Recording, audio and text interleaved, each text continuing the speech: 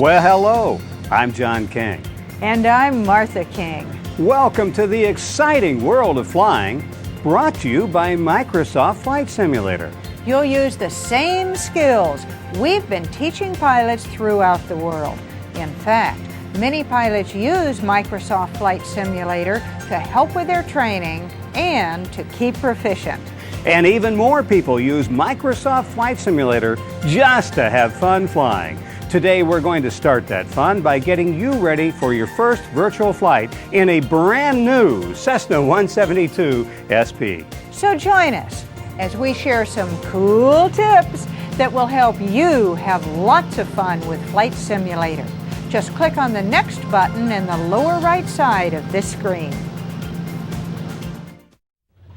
You know, I am all fixed up with a great joystick. It's the Microsoft Sidewinder Force Feedback Pro 2.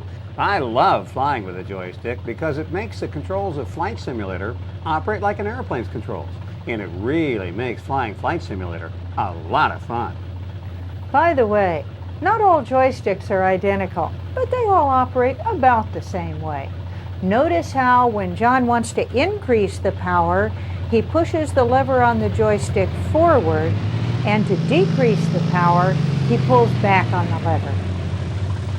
Now the throttle on your joystick may operate differently, or you may not even have one at all. In that case, you can press the F2 and F3 keys to control the throttle. And it kind of makes sense that the bigger number increases power and the smaller number decreases power. Now, I'm using the position of the joystick to tilt or bank the wings. For instance, when I move the joystick to the right, it makes the wings bank to the right. And when John has the bank angle he wants, he can just move the stick back to the center position. And the airplane will stay in a bank. Notice, anytime the wings are not level, the airplane will turn. When John wants to level the wings, he moves the stick to the left, and he centers it again when the wings are level. Since the wings are level, the airplane will stop turning. You also use the stick to make the nose go up or down. Ease back on the stick, and the nose will go up. And if you're going fast enough, the airplane will climb. Ease the stick forward, and the nose will go down, and the airplane will descend. It always surprises people to learn that the secret of flying either an airplane or a flight simulator well is to make little teeny tiny movements of the controls. In fact, if you see the stick move very much at all, you're probably moving it too much. On the other hand, one of the really fun things about Flight Simulator is if you want to move the stick a lot, you can make the airplane do some pretty interesting things. As you can see, to fly realistically, you want to make very small movements of the controls. Now, take a look at the key commands on the screen below. Then click on the next button to learn a neat secret about using the flight instruments to control your airplane. You know, to get the most fun from Flight Simulator, you'll want a joystick, but you can still have lots of fun flying with the keyboard controls. First of all, to control the throttle, you press the F2 and F3 keys. Notice how when John wants to increase the power, he presses the F3 key. And to decrease the power, he presses the F2 key. It kind of makes sense that the bigger number increases power and the smaller number decreases power. And if you don't have a joystick, the numeric keypad gives you another way to control the airplane itself. Before you use the keypad, make sure numlock is off. Now to use the keypad, just imagine an airplane on top of the keypad and think of tapping on the part of the airplane you want to move down. For instance, I want to push the right wing down for a turn to the right, so I'll tap on the 6 key. When John has tilted the wings to the bank angle he wants, he presses the 5 key to center the controls, and the airplane will stay in a bank. Notice, anytime the wings are not level, the airplane will turn. To bring the left wing down, John taps on the 4 key. When the wings are level, the turn stops, and John presses the 5 key to center the controls. Tap on the 8 key and the nose will go down and the airplane will descend. Tap on the 2 key and the tail will go down and the airplane will climb. The trick to controlling the airplane with the number pad is to not hold the keys down for very long. You know, the longer you hold a key down, the more the airplane will move. Now, on the other hand, one of the fun things about Flight Simulator is you don't have to hold the keys down for very long to make the airplane do some pretty exciting things. As you can see, to fly realistically, small control inputs are the name of the game. Now, take a look at the key commands on the screen below. Then click on the Next button to learn a neat secret about using the flight instruments to control your airplane. There are lots of instruments to look at on the panel, but just 6 of them are known as the primary instruments. Even though they don't always look exactly the same, you'll find these 6 instruments in almost every airplane. Now, we're going to let you in on a little secret. You only have to look at 2 of these instruments to get most of the information you need to have basic control of the airplane. Now, the first of these 2 instruments is officially called the attitude indicator, but old-timers call it the artificial horizon. It's an instrument that gives you the information you'd get by looking at the actual horizon outside the window, and it gives you that information even when you can't see outside due to weather or darkness. While John is flying the plane, the white horizon bar stays parallel to the natural horizon, and the little orange airplane moves with the real airplane, showing him whether the nose is up or down, or if the airplane is in a bank. To keep the airplane at the same altitude, all John has to do is put this dot, representing the nose of the airplane, right on the horizon bar. To keep the wings level, he'll keep the little orange airplane level with the horizon bar. Now, if you want to make a nice gentle turn, say to the right, keep the nose dot right on the horizon bar and roll until the right wing on the little orange airplane covers up the first bank reference line. To climb straight ahead, just go to full power and then use the attitude indicator to keep the wings level and pitch up to put the dot on the little orange airplane on the second tick mark above the horizon bar. That'll give you a great climb attitude. Now, here is something that may surprise you.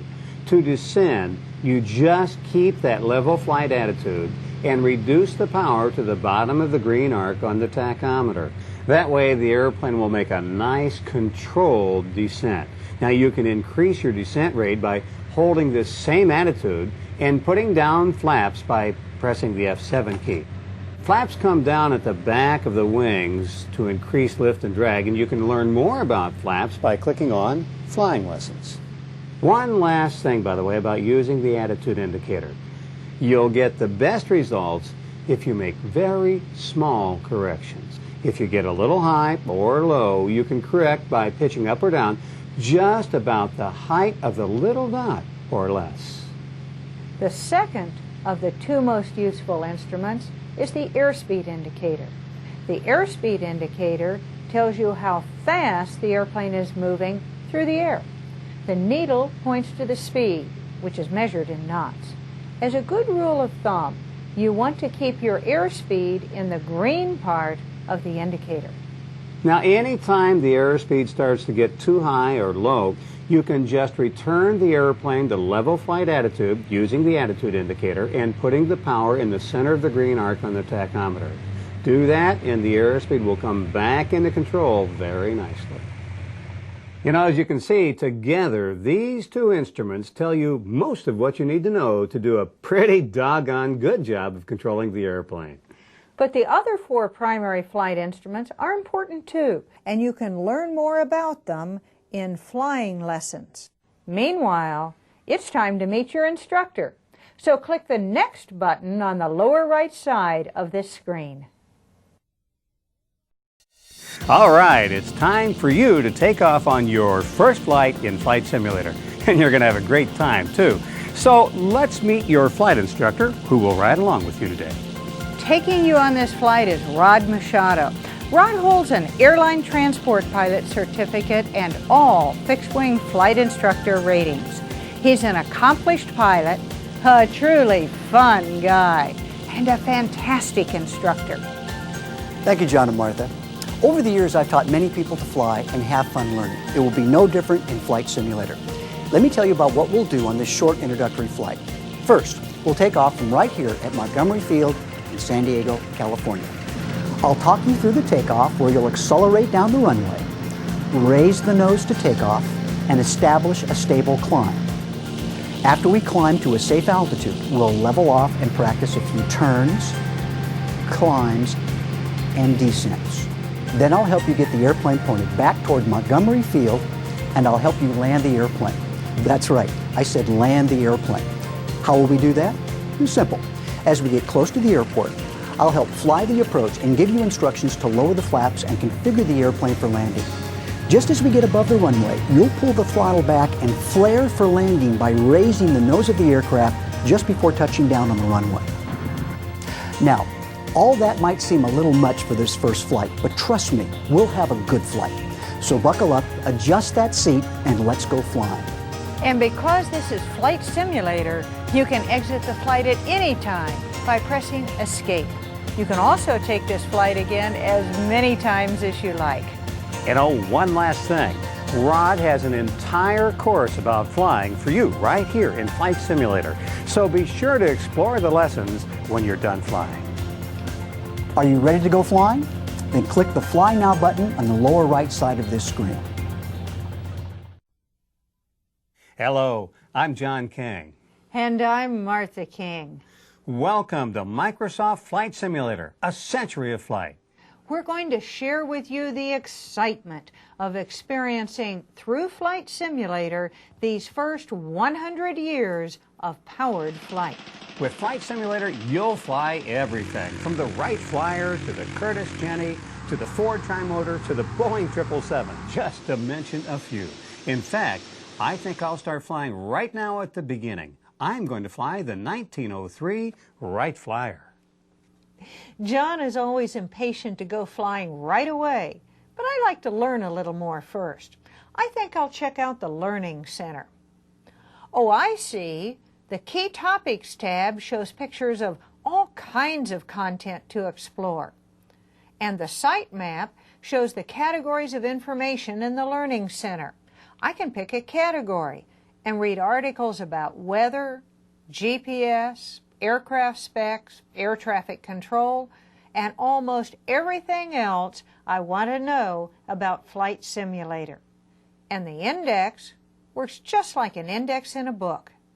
It looks to me like there are 3 different ways in the Learning Center to find the things I want to know about Flight Simulator. Hey Martha, check this out. I have moved through time. So far, I've recreated the Wright brothers' first flight, and flown the Spirit of St. Louis, a Piper Cub, a Cessna Caravan, and a Beechcraft Baron.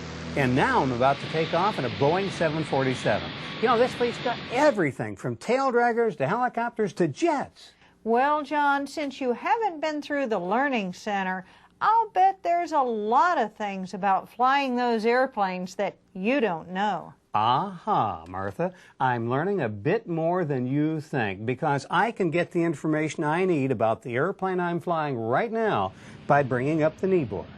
I can find out key commands, checklists, flight speeds, and just about anything else I need to know while I'm flying the airplane. But John, there's so much more.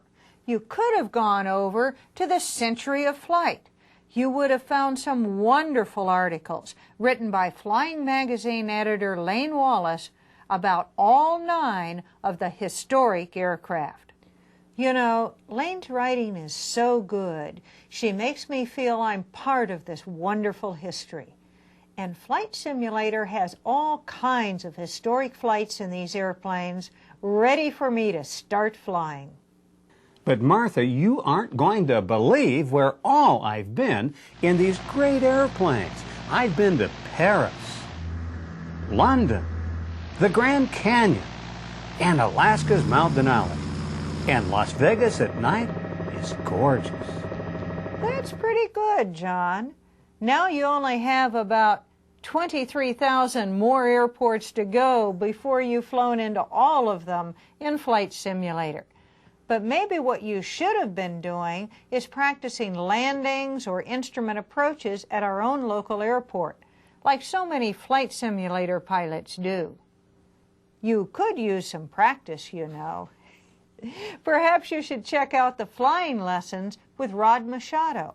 They cover everything, from your first takeoffs and landings through steep turns and instrument approaches to flying a Boeing jet.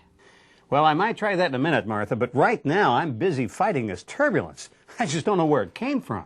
John, your turbulence is coming from the weather.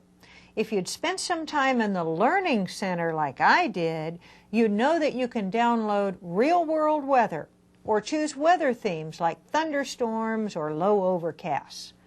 Of course, if you don't like the weather you've got, you can always change it to the weather you want. That's even better than real life. And now the weather in Flight Simulator is dynamic. On a cross-country flight, the clouds, wind, and precipitation are constantly changing, just like when we fly our Cessna Skyhawk. Well, since you know so much, I am still looking for a way to turn on air traffic control. Any words of wisdom on that? Of course. Just press the accent key or this icon. Las Vegas airport information is on. Hey, Martha, what's this multiplayer thing? Well, John, that lets two pilots who can get along with each other fly together. Martha, I could get along with you. Let's go flying together.